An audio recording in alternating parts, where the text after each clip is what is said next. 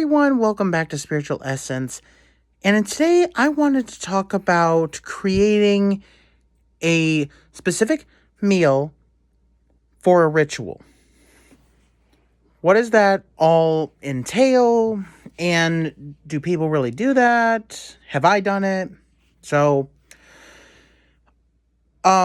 making food for spirits or entities goes back a long way. People in ancient China will often make food and set places at the table for their deceased loved ones. The Day of the Dead in Mexico, they partake in creating offerings to their dearly departed, things that they used to like in life. Back in ancient Greece, they used to sacrifice animals and cook them up for the gods. Now, you may be wondering, why are you wasting food for entities that cannot partake in the physical process of consuming the meal? Well, in ancient Greece, from what I've researched, whenever, let's say they sacrifice a pig for the god Zeus, they would prepare it up, cook it, so, it looks good, smells good, and the worshippers could partake in the meal. They could eat the physical meat because the gods could not. The gods merely feasted upon the essence, the smell, the aroma of the pig, which I do think is valid. However, now back in the spiritual path that I try to make, the Shinuen path, I made a video on it. There was a process of creating a meal for the gods and inviting them to enjoy the food through you. So you eat it, and they partake through you, through your senses. Which I think is a very good way to go about it because, there would be a lot of people, especially back in ancient times, who would just leave food out. They would let it rot. They would just leave it out for the gods as a sign of devotion, of like a sign of an offering. But never partake. Either the animals would eat it or it would just go to waste. But some people would be like, no humans can touch this. This is only for the gods. Which I think is very wasteful. And entities are not going to be offended if you make a ritual food for them and you eat it. That's where, inviting them to partake in the meal through you, through your senses, comes into play. Now, I remember I was telling people this on one of the spiritual sites that I was on Facebook years ago, and everyone was like, be careful, you might get possessed,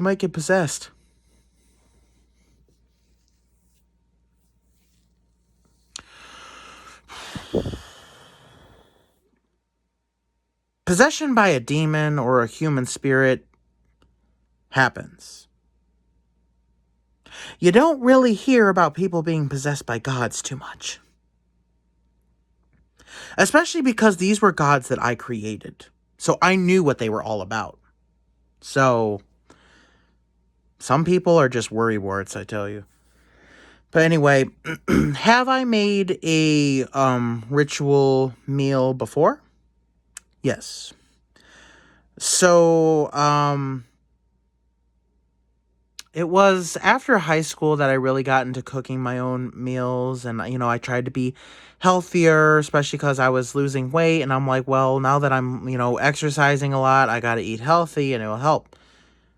So I would, make my own little stir fries, like chicken with, a lot of vegetables, and I cooked that all up with spices, and then I didn't have an altar at the time. I had these, basically 2 plastic totes, which worked as a makeshift altar. for me. And what I would do is I would set the plate on the altar, and I would like start it as I would a ritual, and I would call to certain deities that I was trying to contact, and I said, so and so, I invite you to this altar to partake in this meal dedicated to you. Please enjoy it through me as an offering. And I'd light some candles, maybe burn a little incense, and it was fine. It worked. Now, what kind of things should you make when you are preparing a meal for a specific god or spirit? You're going to want to do your research on this one because preferably you're going to want to make it something that they were used to having. Like if you want to make a real traditional Egyptian dish for Egyptian gods, or a traditional Greek dish for Greek gods, that's perfectly fine. However, I don't think that they would exactly shun some of the modern stuff we make. There's just a few stipulations that I would like to add on this. So, one, no deep fried food, no fast food, nothing like that, nothing overly processed. Now, I know some of you may be like, but everything is processed here in the United States. You can't avoid it. There's a lot of crap in our food and chemicals and stuff.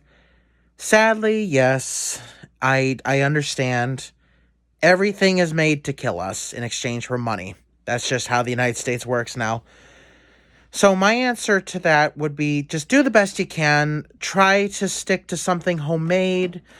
Make sure it's something delicious.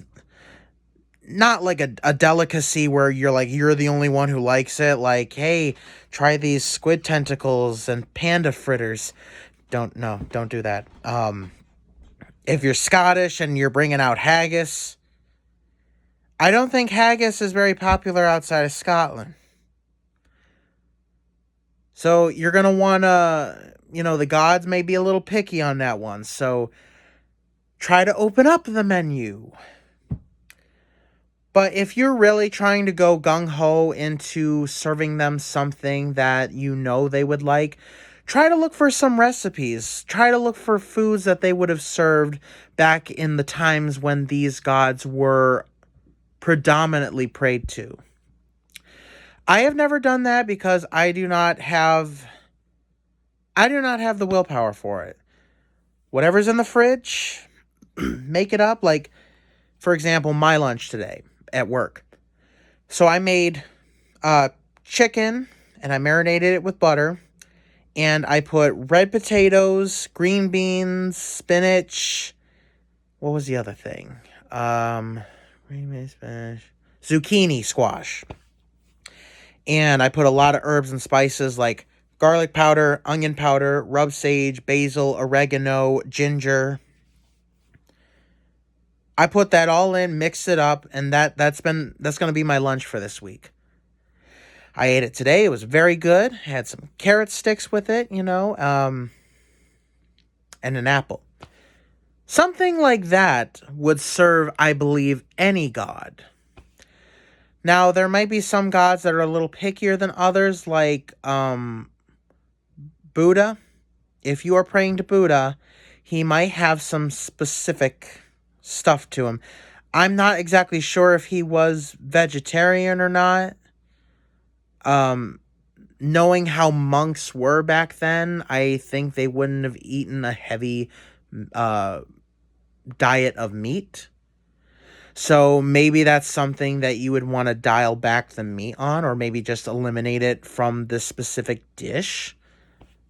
Some of the Indian gods, they revere the cow over there, so they don't eat beef. Maybe don't use beef in the recipes to them. So on. I don't think the Greeks had any real stipulations. They did have chicken, although I did find it interesting that apparently chickens are not native. They weren't native to Greece. They were brought over from Persia during the wars. So I think chicken would work for them, and I got chicken in there. Fish, salmon. I wouldn't do fish sticks. And I wouldn't do like fried fish fillets. Nothing like that. If you're gonna cook fish, make sure it's frozen or fresh. If you're a fish kind of person and you fish your own stuff, even though I wouldn't trust many of the waterways these days, have at it. I buy mine from the grocery store, frozen. Also got shrimp in there, got salmon. That's pretty much the bulk of the fish that I like. I really like salmon. But that would work too. So if you're really looking to you want to be really sure to form a connection with these specific deities, look up what they would have eaten back in the days when they were at their heyday, when they were in their prime. Oh, hi, kitty. Oh, look at the kitty. He's so cute. But yeah, so, what? Oh, he's gonna jump. He's gonna jump. Come on. Come on. All right, so, yeah, so no fried food, no fast food, no overly processed food. I wouldn't do any food in a can. Try to make it as fresh as possible, if possible. And I know, like I said, what are you doing, cat? I'm fully aware that a lot of the food in the United States is very worse for wear ingredients wise. There's a lot of chemicals, a lot of hormones. I believe even the stuff that they say doesn't have hormones in it does. So they're lying pieces of shit. Just do what you can. Do what you can. We're all gonna have to make do until things get better, if they get better. But that's pretty much it, guys. If you have any questions, maybe something I didn't cover, please put it down in the comments. I would be glad to answer you back. Please subscribe. Don't forget to hit the bell button so you don't miss any of my future uploads. And have a good day.